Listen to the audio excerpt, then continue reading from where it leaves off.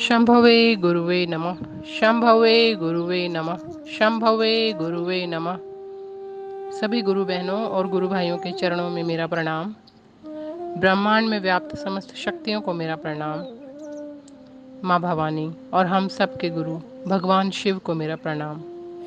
प्रस्तुत है पुस्तक आओ चलें शिव की ओर, पृष्ठ संख्या 178।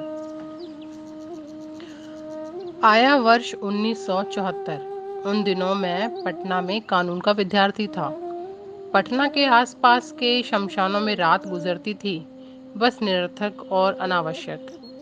इसी क्रम में आरा, बिहार का भोजपुर जिला मुख्यालय, शहर के गांगी शमशान में भी साधना के लिए प्रायः जाया करता था।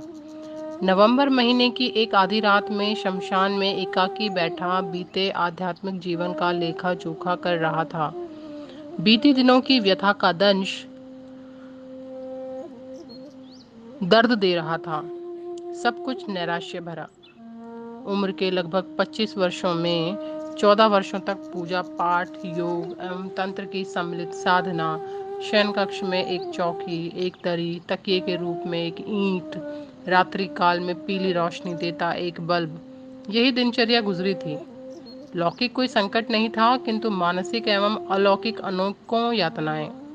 हार कर रोने की मेरी आदत नहीं, इसीलिए रोया नहीं। खुली आंखों के आगे शमशान का भयावह अंधेरा और बंद आंखों में शीशे के टुकड़ों जैसा चुभता ऊंचा बर्फीले ऊंचे पहाड़ से फिसले व्यक्ति का दर्द। हताशा की हिलोरों के मध्य अशांत मन अभी भी कुछ अलौकिक जानने की अधमरी इच्छा समेटे था, किंतु निविड़ अंधकार के अलावा कुछ भी दृश्य नहीं था। अचानक एक विचार मन में आया कि सारे शरीरधारी गुरुओं का कहना है कि गुरु भगवान होते हैं। मेरे मन में उसी समय विचार आया कि यदि शरीरधारी गुरु भगवान होते हैं तो भगवान गुरु क्यों नहीं। अपने पिता से सुन रखा था कि भारत में शिव को भगवान कहा जाता है। मैंने तत्क्षण भगवान शिव को अपना गुरु मानने का संकल्प लिया। मुझको लगता था कि मैंने लाचारी में शिव को भगवान समझकर गुरु माना है और वे शरीर में नहीं है। विश्वास कब का चूर्ण विचूर्ण हो चुका था। विभिन्न प्रकार की पूजा और तथा कथित साधनाओं के भंवर जाल से मैं अत्यंत कठिनाई से निकल पाया था।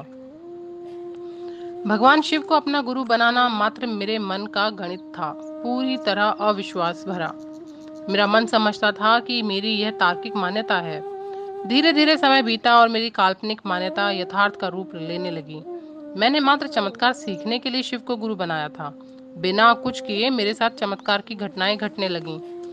तत्समय मुझे इस बात की जानकारी नहीं थी कि भगवान शिव ही आदि गुरु हैं, गुरुओं के गुरु, जगत के गुरु हैं। मैंने तो उन्हें भगवान समझकर गुरु माना था। उस समय मेरे मन में शिव के प्रति न कोई श्रद्धा थी और न कोई विश्वास। विचारों के गणित पर आधारित एक विवशता थी। मन में यह ख्याल था कि भगवान शिव शरीर में नहीं है तो मंत्र कौन देगा, जिज्ञासाओं का समाधान कौन करेगा। मन में निश्चय किया कि सीखेंगे तो शिव से ही सीखेंगे। इसी ठोस संकल्प के तहत शिव को गुरु मानते हुए 3 शर्त भी मन में बनाया। पहली शर्त थी कि यदि आसमान से आप उस रूप में मेरे समक्ष आएंगे जैसा तस्वीरों में दिखते हैं, तो आपसे कुछ नहीं सीखूंगा, क्योंकि प्रायः इस रूप में मेरे समक्ष साधु वेशधारी प्रतिछायाएं हल्के अंधेरे में आया करती थीं और धार्मिक बातें करती थीं। बाद में उनके आचरण से ज्ञात होता था कि वे अदृश्य दुष्ट आत्माएं हैं।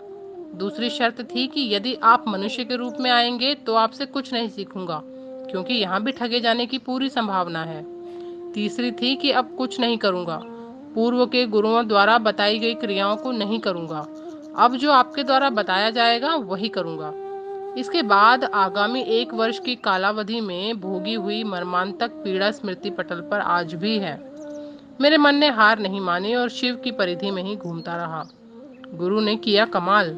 मेरी ही शर्तों के अनुरूप, अर्थात गुरु न आसमान से उतरे, न मानव शरीर में आए, बल्कि एक अलौकिक माध्यम से मुझे साविद नमः शिवाय का मंत्र प्रदान किया। सामान्यतया मंत्र कान के द्वारा ग्रहण किए जाते हैं, किंतु मुझे श्वास प्रश्वास पर वायु के माध्यम से नमः शिवाय मंत्र की प्राप्ति हुई।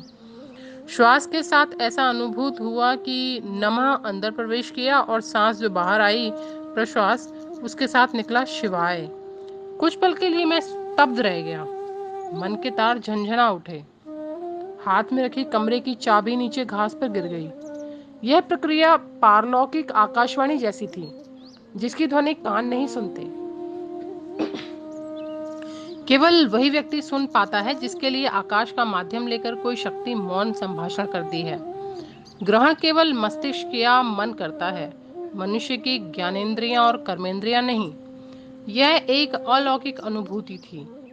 प्राप्त पंचाक्षर मंत्र साबित था। श्वास के भीतर आने पर नमः आया था और बहिर्गमन पर शिवाय निकला। कुछ देर के बाद बैठे बैठे मैं सोचने लगा, कहीं कोई नहीं है, एक चिड़िया तक नहीं है। शाम के उजाले में मेरी शर्तों के अधीन यह सब कैसे घटित हुआ। इस घटना के उपरांत श्वासों पर नमः शिवाय का जप चलते फिरते या बैठकर मैं अक्सर करने लगा। अब अप्रत्याशित घटनाएं मात्र मेरे सोचने भर से घटित हो जाती जो शुभ होती थी। 1977 में मैं बिहार सरकार की नौकरी में आया। शमशान साधना, अध्यात्म तथा मंत्र तंत्र से मेरा आकर्षण ही समाप्त हो चुका था। घटनाओं का लंबा सिलसिला है। सन 1982 तक मेरा मन समझने लगा था कि भगवान शिव गुरु का काम करते हैं। इसी वर्ष मेरा तबादला उप समाहर्ता के रूप में मधेपुरा जिला में हो गया था। उक्त जिला में 2-3 व्यक्ति मुझसे पूर्व से परिचित थे। जिला स्कूल सहरसा में मैंने उच्चतर माध्यमिक परीक्षा उत्तीर्ण की थी। सहरसा में विद्यार्थी जीवन के दौरान मैं अक्सर सहरसा जेल के निकट शमशान में रात को साधना करने जाता था। अब वैसे वहाँ माँ तारा का मंदिर बन गया है। 1963-65 में वहाँ एक नदी बहती थी और बगल में सहरसा जेल की ऊंची दीवारें थी। शमशान की साधना के दौरान ही मधेपुरा के कुछ व्यक्तियों से मेरा परिचय हुआ था। वे लोग उम्र में मुझसे बड़े थे। करीब 15 वर्षों के बाद उन लोगों से फिर मुलाकात हुई। मधेपुरा के उन मित्रों से पहली बार मैंने शिव के गुरु होने की चर्चा की। शिव को गुरु मानने के 6 वर्षों के उपरांत शिव का गुरु पद मुझे अपनी ओर आकर्षित करने लगा था और मैंने अन्य व्यक्तियों में इसी विचार के संप्रेषण हेतु एक और भौतिक सहारा लिया और वह था दाहिने हाथ की कलाई में रुद्राक्ष का कंकण। मैंने प्रथमतः एक बड़े रुद्राक्ष के दाने को लाल धागे में कलाई पर बांधा। पुनः कुछ दिनों के पश्चात रुद्राक्ष के दानों की संख्या 11 कर ली। 11 की संख्या शिव की एकादश रुद्रात्मिका शक्तियों की संख्या पर मैंने निर्धारित की थी। 1-2 वर्षों के बाद मुझको एक अदृश्य साधु ने बताया कि कलाई के कंकड़ में 12 दाने होने चाहिए और मैंने अपने कंकड़ को 12 दानों का कर लिया। 12 की गणना का आधार मूलतः 12 ज्योतिर्लिंग थे। लगभग 3 वर्ष बाद मैंने शिव पुराण में देखा कि कलाई में रुद्राक्ष के 12 दानों का कंकड़ पहना जाता है। रुद्राक्ष के कंकण पहनने के पीछे मेरी एकमात्र चाहत थी कि मुझसे मिलने वाले व्यक्ति चाहे परिजन या परिचित हों अथवा अपरिचित, कम से कम मुझसे यह तो जिज्ञासा करें कि अपने हाथ की कलाई में रुद्राक्ष का कंकण क्यों पहना है। लोग तो गले में इसकी माला पहनते हैं। स्मरणीय है कि कलाई में रुद्राक्ष का कंकण शिव शिष्यता की पहचान नहीं है और न ही ये किसी के शिव शिष्य होने का द्योतक है। इसे छद्मवेशी शिव शिष्य एवं असामाजिक तत्व भी धारण कर करते हैं। रुद्राक्ष के गुण दोष पर भी मुझसे प्रश्न पूछे जाने लगे। वार्ता का क्रम चल पड़ता जिसकी परिधि आध्यात्मिक जगत हुआ करती थी।